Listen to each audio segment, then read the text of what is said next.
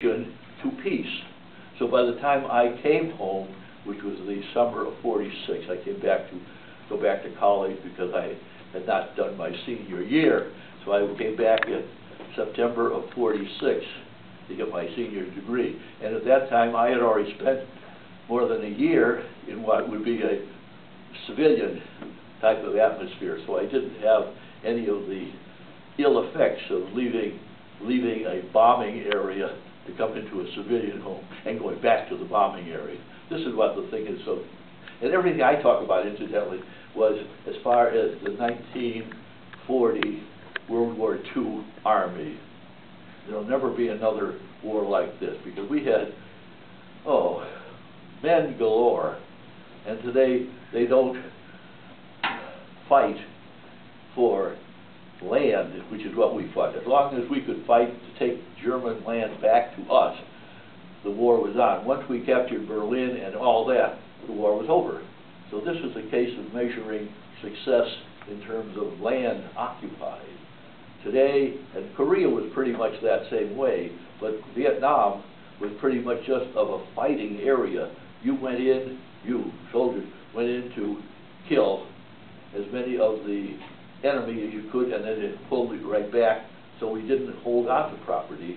Whereas in World War II, when we captured a city, we held on to that city, and it was frightening because you always knew you were going to have a counterattack the next day. But after you had that counterattack, you were pretty well set up, and so we would hold that position, and except for such a thing as the Battle of the Bulge, when we did lose a lot of the land back to Germans, and then had to go back in and capture it again.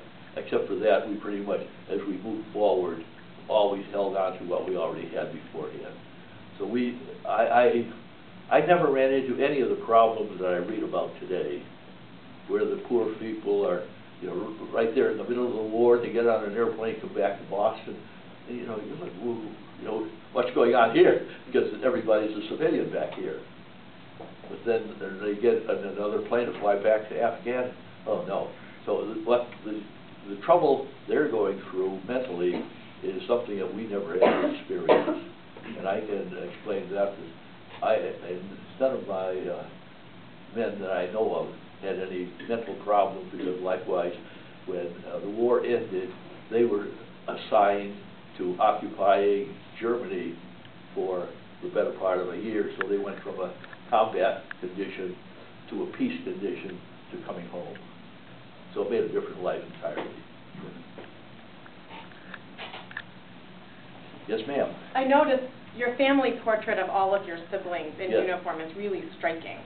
How common was it for other families that you knew in your community to have all of the children involved in the services? That's a good question, because you might remember that there was a family by the name of Campbell. They were all in the Navy.